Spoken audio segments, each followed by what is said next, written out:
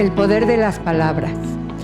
Parecería que esta nueva colección de lecturas, El poder de las palabras, placer, cultura y saber, pretende llevar a los lectores a una más profunda comprensión del texto, es decir, más amplia en el sentido filosófico u ontológico del término.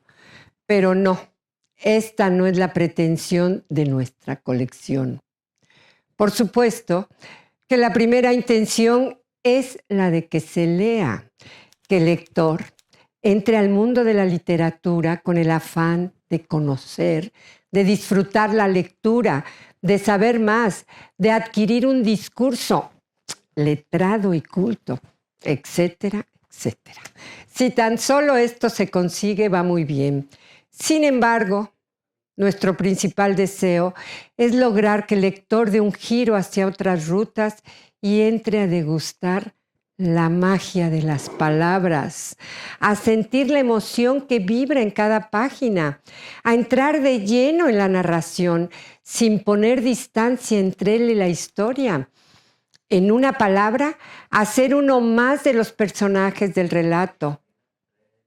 ¿Desde dónde se pretende lograr esto? Desde un viaje hacia el pasado, un retorno al origen para reencontrar lo ya olvidado. El poder de las palabras, placer, cultura y saber, es ante todo una aventura, un viaje hacia lo desconocido, a través de realidades míticas y extraordinarias, de mundos maravillosos que perviven ocultos en las profundidades abismales del olvido. Desde este horizonte se desprende el principal propósito del poder de las palabras, placer, cultura y saber. No solo leer, sino leer con todos los sentidos y en voz alta. Aprender a dialogar con uno mismo a través del libro. Escuchar de viva voz contarnos una historia. Hablarnos sobre un mito. Narrarnos una fábula o una epopeya. El vínculo con la voz y la palabra no solo nos permite recrear el universo en su infinidad de formas, artilugios y colores y sonidos, sino que nos da la posibilidad de inventar el nuestro. En una palabra, lecturas que le enseñen a soñar su realidad y desde ahí volver a reinventarla en sus propios términos. Buen viaje. Charles Perrault fue un autor francés, aristócrata, que es famoso por haber escrito, haber dado forma literaria a varios cuentos infantiles, como La Bella Durmiente, como Barba Azul, Pulgarcito, La Cenicienta, Caperucita Roja y la que nos ocupa hoy, que es El gato con botas.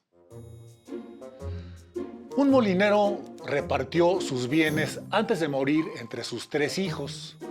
Pronto estuvo hecho el reparto, pues solo tenía un molino, un asno y un gato. De modo que ni hizo testamento ni llamó al notario, que a buen seguro se hubiera llevado la mejor parte de su escaso patrimonio. Al mayor de sus hijos le dejó el molino, al segundo el asno y el tercero hubo de conformarse con el gato. Este último no podía resignarse de haber recibido tan pobre herencia. Mis hermanos, decía, podrán ganarse la vida honradamente si saben avenirse. Pero a mí, después de matar el gato, comérmelo y hacerme una zamarra con la piel, que por cierto no me vendría muy estrecha, no me quedará más recurso que morirme de hambre. El gato, que oyó el monólogo del joven, se le puso delante y mirándolo con aire de persona formal e inteligente le dijo: «No te aflijas, mi amo. No tienes más que darme un saco y un par de botas para andar por las malezas y ya verás cómo no tendrás tantos motivos para quejarte». Aunque el joven molinero no ponía mucha fe en las palabras del gato, pensó que ya era bastante sorprendente que un gato hablase. Y eran tantas las habilidades que le había visto desplegar para cazar ratas y ratones, como colgarse por las patas o esconderse en la harina haciéndose el muerto, que no le pareció del todo descabellado tener en él un poco más de confianza para ser socorrido en su miseria. Cuando el gato recibió las botas, se las calzó dándose aires de importancia y echándose el saco a la espalda y las ataduras al cuello, se encaminó resuelto a un coto donde había una gran cantidad de conejos. Puso un poco de salvado y unas hierbas dentro del saco y, tumbado como si estuviera muerto, esperó que algún conejo tierno y poco experimentado se metiera en el saco para comerse lo que dentro había. No tardó mucho en ver satisfechos sus deseos, pues en todos los cotos abundan los conejos necios. Y cuando un atolondrado de estos, gordo y lúcido, se metió en el saco, Maese Gato tiró de las cuerdas y lo cogió en la trampa. Enseguida lo mató sin misericordia. Luego, orgulloso de su presa, se dirigió al palacio y pidió permiso para hablar con el rey. Lo condujeron a las habitaciones de su majestad, donde, después de hacer una profunda reverencia, dijo: «Señor, he aquí un magnífico conejo del coto de mi señor, el marqués de Carabás, que me ha hecho el encargo de ofrecerle humildemente su parte». «Di a tu amo», contestó el rey, «que acepto su obsequio y le quedo muy agradecido». Otra vez fue a esconderse con su saco abierto en un campo de trigo y cogió las hermosas perdices de la misma manera que al conejo. Cuando las presentó al rey con su mismo mensaje, su majestad se mostró tan contento que ordenó que se llevasen al gato a la cocina y le dieran algo de comer y de beber. El gato continuó durante 2 o 3 meses llevando de vez en cuando al rey piezas cazadas, según decía en el coto de su amo. Un día, enterado de que el rey saldría a pasearse por la orilla del río con su hija, que era la princesa más hermosa del mundo, Maese Gato dijo a su amo: «Señor, si quieres seguir mi consejo, tendrás la fortuna asegurada. Lo único que has de hacer es ir a bañarte al río en el lugar que yo os indicaré. Y lo demás corre de mi cuenta. Ten solo presente que ya no eres hijo del molinero, sino mi señor, el marqués de Carabás». El hijo del molinero aceptó, no porque tuviera fe en la promesa del gato, sino para ver qué pasaría.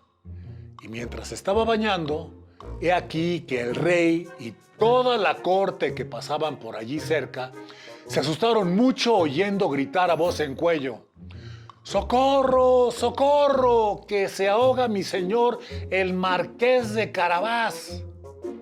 El rey sacó la cabeza por la ventanilla de la carroza y no vio a nadie más que al gato, que varias veces le había traído obsequios de caza. Pero ordenó a sus criados que corriesen en auxilio del señor marqués de Carabás. Mientras aquellos sacaban del agua al desgraciado marqués, el gato se acercó a la carroza y contó al rey la historia de unos ladrones que, mientras su amo se estaba bañando, le habían robado la ropa. En realidad, el gato la había escondido debajo de una roca. El rey ordenó: inmediatamente a uno de sus oficiales que fuera a toda velocidad al palacio y trajese uno de sus mejores vestidos para el joven caballero, que esperó escondido entre la hierba de la ribera. Cuando estuvo vestido, ofrecía un aspecto tan distinguido y elegante, pues el hijo del molinero era guapo y esbelto, que la hija del rey lo encontró de su agrado. Apenas el marqués de Carabás le dirigió a la princesa 2 o 3 miradas tiernas y respetuosas, ella se enamoró locamente de él. El rey lo invitó a subir con ellos a la carroza para dar un paseo. El gato estaba loco de contento al ver que en sus planes marchaban tan bien. Y con aquella alegría se adelantó a la carroza, tomándole mucha ventaja.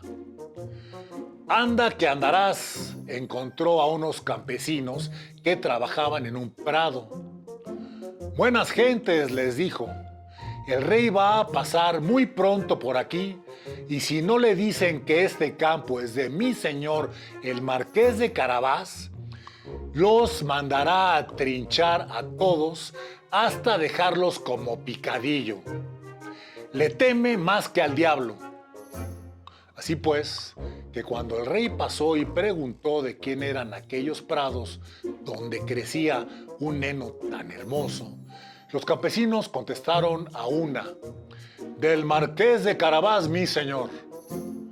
Pues la amenaza del gato los había atemorizado y no querían perder sus tierras a manos del rey. Posees unas tierras magníficas, marqués, dijo su majestad al hijo del molinero. Sí, señor, no es un mal prado. Todos los años rinde abundantemente, respondió el joven hijo del molinero, que para esos entonces ya comenzaba a dar luces en él la magia de su amigo el gato. Luego llegó Maese Gato a un campo de trigo donde los campesinos estaban segando. Se les acercó y les dijo: hoy pasará el rey, y si no dicen que este campo de trigo pertenece a mi señor, el marqués de Carabás, los hará cortar a todos hasta convertirlos en picadillo. El rumor ya se había extendido por la comarca y sabido era que los segadores de este campo no tenían nada que perder, excepto su vida.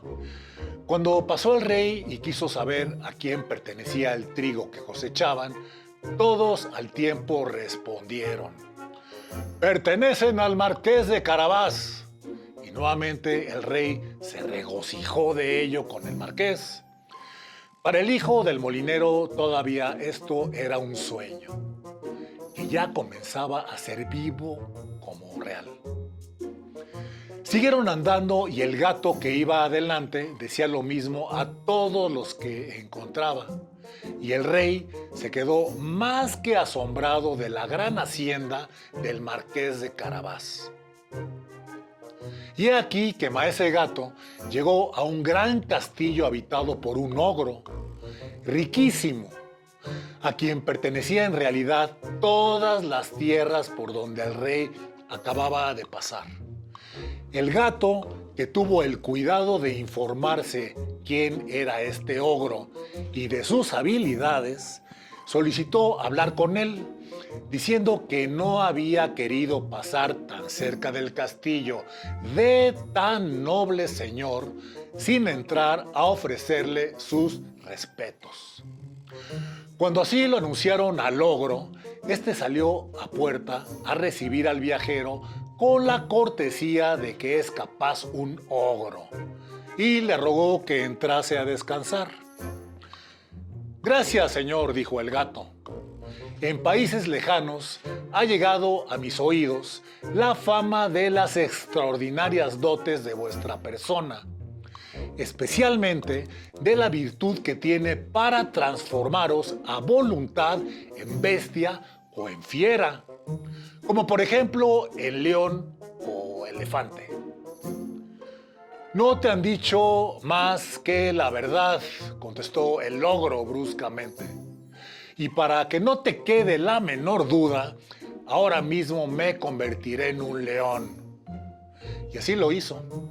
Y el gato se espantó tanto que saltó al tejado y se escondió en un canalón. Medida un poco peligrosa a causa de las botas, que no eran lo bastante apropiadas para andar por las tejas. Por fin, viendo que el ogro había vuelto a su forma primitiva, bajó disimuladamente del tejado y confesó que había pasado mucho miedo. Pero señor, dijo, también me han asegurado, y apenas puedo creerlo, que posee además el poder de convertirse en un animalito, en rata, en ratón, por ejemplo. Le confieso que por mi parte lo creo imposible. ¿Imposible?, gritó el ogro con indignación. Ahora vas a ver. E inmediatamente desapareció el ogro a la vista del gato, que no vio más que un ratón que corría por el suelo. Apenas vio el gato al ratón, se arrojó sobre él y se lo comió. Entretanto, el rey pasaba por delante del castillo y le asaltaron unos deseos irresistibles de visitarlo. Al oír el gato el ruido de las ruedas de la carroza, corrió a su encuentro y desde la puerta del castillo saludó gritando: «Bienvenido, señor, al castillo del Marqués de Carabás». «¿Cómo?», exclamó su majestad. ¿También el castillo es suyo? En verdad, Marqués, no he visto nada tan espléndido como este patio y estas construcciones. Entremos, se lo ruego. Para esos entonces, el joven hijo del molinero ya había reconocido en sí la postura de un marqués. Ya se sabía el Marqués de Carabás. Mientras el gato daba órdenes a los sirvientes del castillo, les decía: «Buenas personas, no teman. Yo, el gato con botas, solo soy un reflejo del alma de su nuevo amo, el Marqués de Carabás». Y como estos infelices habían presenciado el inesperado fin del ogro, pensaron que su nuevo amo debía ser un hechicero más poderoso aún que al que había engullido el gato, por lo que se aprestaron a obedecer. El marqués ayudó a la princesa a bajar de la carroza sin decir palabra y apartándose para que el rey pasara adelante, pues había adquirido todas las maneras cortesanas. Siguió a su majestad hasta una gran sala donde esperaba un magnífico almuerzo que por órdenes del gato habían preparado los sirvientes. Encantado el rey de las excelentes prendas del Marqués de Carabás, así como su hija, que estaba loca por él, y viendo los grandes bienes que poseía, le dijo, después de haber bebido 5 o 6 copas: «Solo de usted depende, marqués, el que sea mi yerno». El marqués, con grandes reverencias, aceptó el honor que le hacía el rey y ese mismo día se casó con la princesa. En cuanto al gato, sabemos que se convirtió en un personaje de importancia en el reino y anda que andarás, siguió sembrando realidades por toda la comarca. Pero esta es otra historia. Fin.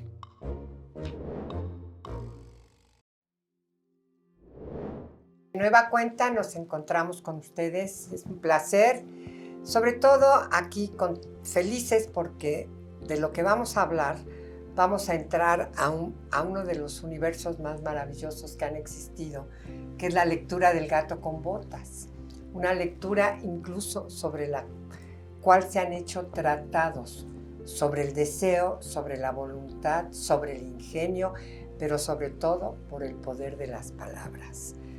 La capacidad del gato de crear realidades. ¿Qué te parece, Clara? Pues desde luego las dos lecturas más importantes, en primer lugar el ingenio y luego el poder de las palabras, desde luego aunado a ese ingenio para convencer y todo lo que logra para su amo, ¿verdad? Que parecía el más desfavorecido de los hijos del molinero y lo hizo realmente llegar a lo máximo, ¿verdad? Es una historia fascinante.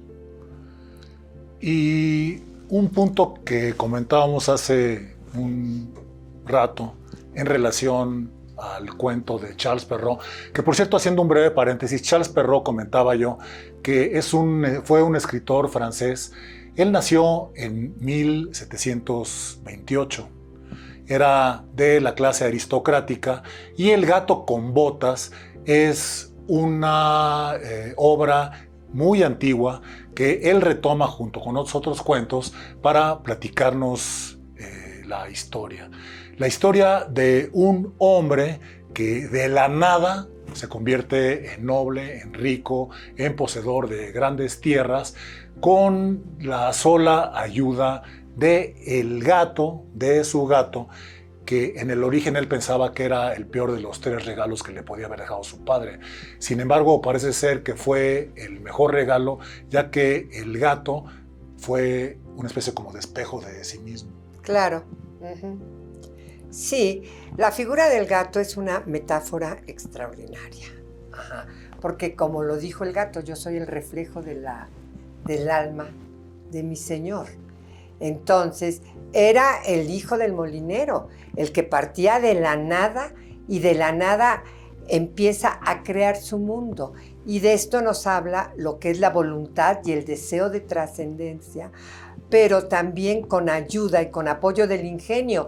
Y algo que hay que ver, no, el gato ni el hijo del molinero se vuelven como un Blas que se la pasaba quejando del mundo. Al contrario, vitales y alegres, enfrentan su realidad, que es la adversidad, y se trascienden a sí mismos y llega a casarse con... Bueno, es una metáfora maravillosa, pero ¿cómo puedes tener la capacidad de trascender lo dado que te fue dado a partir de la nada, de la peor de las adversidades? Tú, con ingenio, con el poder de las palabras, con actitud, logras trascender tu realidad. ¿O tú qué opinas, Clara? Pues sí, desde luego, esto es un aspecto muy formativo en la invitación que nos hace a reflexionar de que nosotros siempre podemos seguir evolucionando y a lo mejor no nos conocemos lo suficiente y podemos dar de sí muchísimo más de lo que aparentemente podemos, y eso pues es una invitación a que todos los días seamos reflexivos y aspirar siempre a superarnos. Esa es la lectura que yo le veo. Y es también de notarse la transformación que sufre el protagonista de la obra. Del hijo del molinero a ser un marqués de Carabás, que se ve reflejado en la seguridad que va obteniendo a partir de un viaje en la carreta con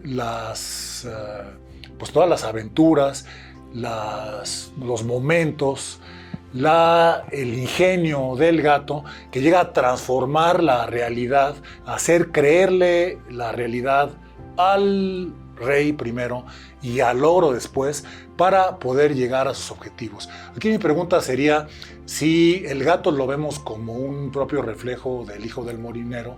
La seguridad que él va obteniendo es con la seguridad de sus propias creaciones, de su propio amor.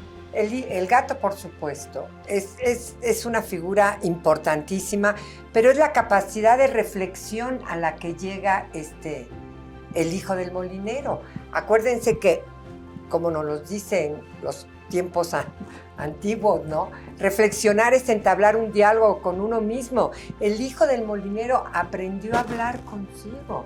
El gato viene siendo el espíritu de la trascendencia, del ingenio, del deseo y de la voluntad. Entonces, eso es lo que adquiere el hijo del molinero al aprender a hablar consigo a través de la reflexión y descubrirse. Descubrirse y llegar a donde quiere llegar, elige un punto. A través de, como me acuerdo cómo nos decían, engañando a todo mundo, no, convenciendo a todo mundo a través de la palabra. Pues desde luego esta es la invitación a no conformarnos, todos los días a seguir aspirando a nuevos logros, así llegáramos a la edad que sea. Yo tenía un maestro muy sabio que nos decía, así lleguen a 90 años, siempre tienen que tener un proyecto de vida, si no es faltarse al respeto. Entonces aquí da cabida esta reflexión. Ya, nos vemos para la próxima, muchas gracias, ¿verdad?